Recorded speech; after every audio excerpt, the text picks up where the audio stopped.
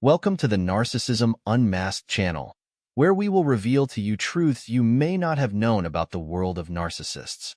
Here, you will find everything to help you understand how to deal with narcissists, avoid their negative impacts, and we will also provide you with support and hope to regain your life and self-confidence. Don't forget to support us with likes, comments, and shares to spread awareness and help more people break free from the hell of narcissism. Let's get started. A narcissist is always afraid of losing you, or that you might slip away if they see you as a source of supply. This can be found in a friend, relative, colleague, or someone they are emotionally involved with. A narcissist exploits all these relationships to benefit from them and get what they want.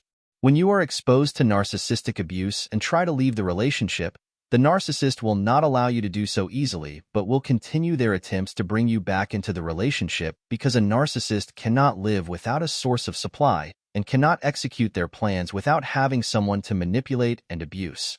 Peace be upon you, and welcome to a new episode and a new video about narcissism. If you are interested in our topics about narcissism, don't forget to subscribe to the channel and activate the notification bell so that you receive all our upcoming episodes.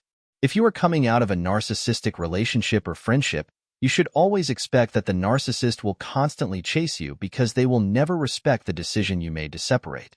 They will never leave you in peace, but will continuously try to reconcile with you to bring you back into the relationship.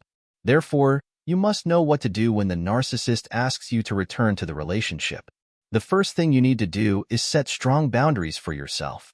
Narcissists always target weak victims who cannot set boundaries, as it is easy for the narcissist to abuse or harm them. So, after deciding to separate from the narcissist, you must set very strong boundaries for yourself to prevent the narcissist from infiltrating your life and imposing themselves on you again. You must protect yourself very well and do everything necessary to make it difficult for the narcissist to enter your life or affect you to bring you back into the relationship. The second thing you need to do is be very firm in your decision. When you decide to separate, you must be sure that you really want to leave this abusive relationship and never backtrack on your decision. The narcissist will do everything possible to bring you back again, thus repeating the abuse you escaped from before. They will use all the tricks and methods to deceive you, such as drowning you in love again or making false apologies. Anything they think might work with you, they will do. Never forget that the narcissist is a master manipulator and liar, and they know very well how to manipulate words and arguments. They can convince you that this time they are very sincere in their words so that you believe them. But believe me, if you trust them this time and they manage to deceive you and bring you back into the relationship again, you will start a new phase of suffering in a very difficult way. The third thing you need to do is strongly reject all attempts of emotional flooding and attention they will deceive you with. The narcissist's goal this time is to get you back with love, attention, and false apologies, none of which they will fulfill. It is very possible that the narcissist will cry during their apology to exploit your empathy, but they are actually deceiving you, and their sole goal is to trap you into accepting to return to the relationship again.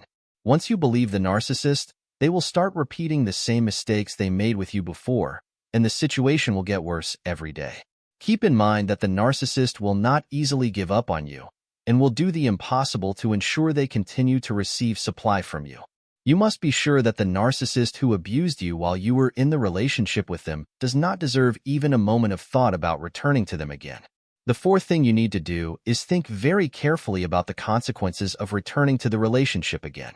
If you find the narcissist's words and apologies convincing and think they might be sincere this time, you must think very carefully about the consequences of accepting to return to this relationship again. You must also consider whether you are ready to live through the same abuse you experienced before. You must prioritize yourself in deciding whether to return to the relationship again and think about the things the narcissist will do to you again, which they will certainly repeat if you go back to them. Step 5. Before considering returning to a narcissistic relationship, you need to confront the narcissist with their true intentions towards you. After all the shocks, pain, and wounds you have experienced due to the narcissist's mistreatment, you must confront them and ask about their real intentions towards you. Make it clear that you will not accept to return after the harm caused by the relationship. Your courage and honesty in taking this step will show the narcissist that you are not naive and that you have understood and recognized their true nature. Unfortunately, it is well known that a narcissist does not accept such confrontations. They will either change the subject or completely shift the blame onto you, as the narcissist is an expert in lying and altering facts. Try to observe the narcissist at this time and notice their way of escaping the confrontation and answering this question, and you will realize that they are indeed not worth considering returning to. One of the hardest things for a narcissist is to be confronted with the truth of their intentions, or to be exposed for all their plans in front of the victim. The narcissist will certainly avoid answering your question, and I believe you now know the answer well. When you confront the narcissist with their true intentions, they will take it as an attack from you and a questioning of their sincerity and fake integrity. In this situation, they will be defensive about their intentions and plans that you have uncovered and understood. You will notice very well that the narcissist avoids looking you in the eyes, and you will feel their tone of voice change during this confrontation. You must be very aware at this time of the signs that appear on them, as their body language will be entirely different, and you can understand what is going on in the narcissist's mind at that moment. Step 6. When the narcissist asks you to return to the relationship, you need to list all the mistakes and abuses they committed against you. The narcissist hates it when you remind them of their abusive behaviors and actions against you, as this touches their ego. They do not like anyone to criticize their words or actions in any way because they always feel they are right and never make mistakes. When the narcissist asks you to return to the relationship and you start telling them about what they did to you and list all their abuses and mistakes against you, you are essentially telling them, "How can you convince me to agree to return to the relationship that hurt and abused me this way?" You also highlight the likelihood of repeating these mistakes and that you do not trust them at all. In this way, the narcissist will become very agitated, confused, and angry with you because you have struck their enormously inflated ego. Step 7. When the narcissist asks you to return to the relationship, you can forgive what happened but never return to the relationship. When the narcissist realizes that you have forgiven them for what they did to you, while also completely refusing to return to them, they lose hope of ever getting you back. They understand that you have reached a full conviction that this relationship is abusive and cannot continue, even if you have forgiven them for what they did to you. They realize that your forgiveness is not out of love or sympathy for them, but rather for your own peace of mind. Forgiving the narcissist does not mean that you might accept returning to them, but it could mean the end of the relationship once and for all, and starting a new life. Thus, forgiveness does not mean returning at all. Step 8. Let the narcissist know that you have become better without them. Because the narcissist manipulates with abuse and exploitation, you need to live your life in the best way without them. When the narcissist asks you to return, you should directly tell them that you feel you have improved and are better off without them.